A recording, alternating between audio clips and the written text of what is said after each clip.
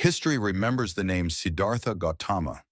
We know him as the Buddha, the enlightened one who gave up a life of luxury and a throne to find spiritual truth. It's a story of ultimate sacrifice, unwavering resolve, and profound compassion.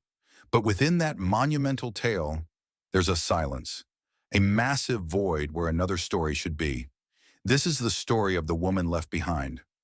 As the years have passed, we've only heard about a husband who abandoned his family, a pitiable wife, and an innocent child. The narrative usually ends there, as if her fate was sealed in that single, tragic moment. But Yasodhara's life didn't end the night Siddhartha walked away. It had just begun. Today, we will not just retell the tale of the abandoned wife. We will uncover the true story of a queen who became a sage, a mother who became a spiritual master, and a woman who transformed her profound suffering into wisdom. This is the story of Yasodhara, a story that has never been fully told. The story of Yasodhara and Siddhartha began long before they were born. According to ancient texts, destiny had bound these two souls together through many lifetimes.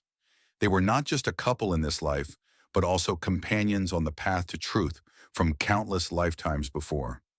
Yasodhara was no ordinary princess. Born into the noble Shakya clan, the same royal bloodline as Siddhartha, she was comprehensively educated. She was not only beautiful, but also intelligent and sharp, capable of engaging in philosophical and political debates with the most learned men. She was not a prize to be won, but a life partner to build a world with.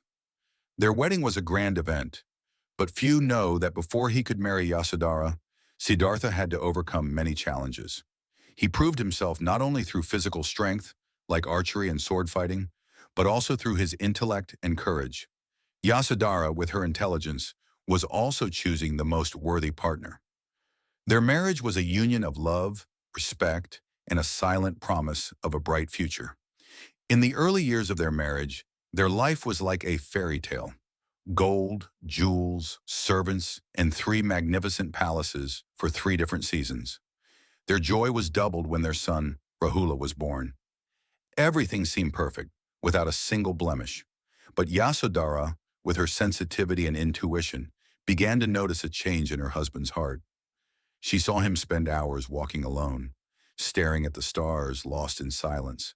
She heard his questions about suffering, about the meaning of life, about the impermanence of all things. A growing restlessness in his eyes, a longing that stretched beyond the palace walls. She was intelligent enough to sense a storm was coming, but no one, not even Yasodhara, could have predicted its magnitude. One night, while Yasodhara was sleeping peacefully beside her husband and son, Siddhartha left. According to ancient texts, he took one last look at his family, weighing his love against enlightenment. But in the end, he chose silence. He rode away on his horse Kanthaka with his charioteer Chana and vanished into the darkness, leaving everything he had ever known behind. The next morning, Yasodhara woke up and her world crumbled. The bed was empty. She called her husband's name, but only silence answered. She ran through the palace asking guards and servants, but no one had an answer. The terrible truth dawned on her.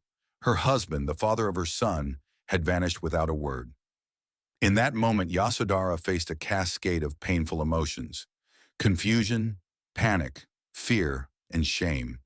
She had not only lost her husband, but also had to face the judgment of an entire society. In ancient India, a woman whose husband left was considered a disgrace. Whispers surrounded her. Was he captured? Had he gone mad? Or was he simply weak? But instead of collapsing, Yasodhara transformed her pain into strength. She didn't wallow in self-pity. Instead, she stood tall, held her head high, and raised her son alone. She maintained the dignity of a queen and the resilience of a mother. Years passed without a single letter or message.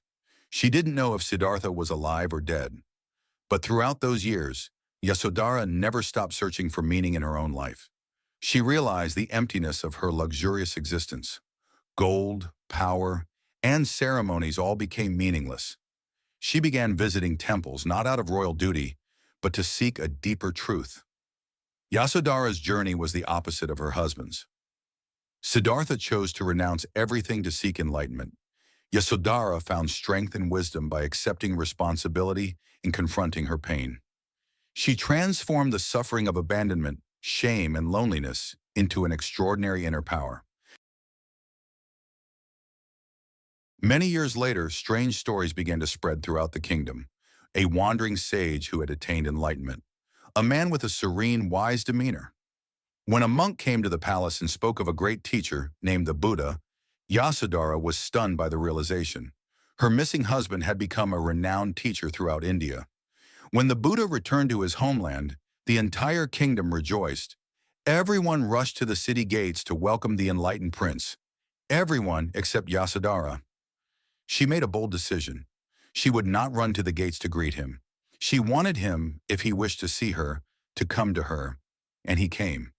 In that moment they reunited. Few words were needed. He had given up everything. She had persevered.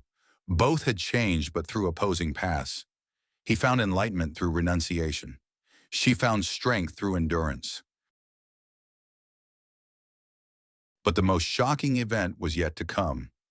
After their meeting, Yasodhara made a declaration that stunned the entire court. She wanted to join the Sangha, the monastic community, not to follow her husband, but to follow her own path to enlightenment. At first, the Buddha refused her request because the Sangha was for men only, but Yasodhara would not take no for an answer. With the help of the Buddha's stepmother and a group of other royal women, they did something unprecedented. They shaved their heads, put on saffron robes, and stood at the monastery gate, demanding equal access to spiritual training. This act was a challenge to tradition and religious authority. Finally, after pressure and intervention from Ananda, the Buddha agreed.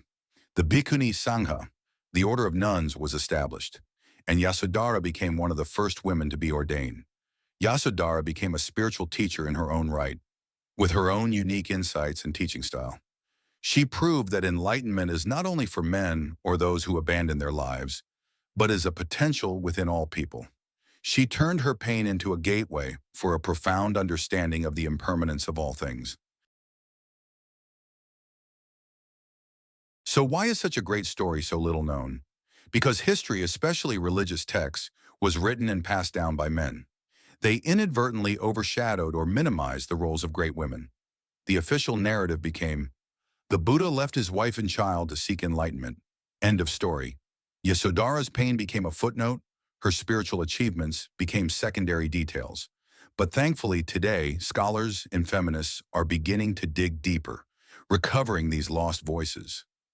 They are discovering that early Buddhism had far more female leadership than we ever knew. These women didn't just follow men. They created their own paths, developed their own practices, and achieved their own enlightenment. Yasodhara's story is a powerful reminder for all of us. Pain is not the end, but an opportunity for transformation. Abandonment is not an identity, but a door to freedom. Your suffering is not your prison. It can be your greatest teacher. She didn't wait to be rescued.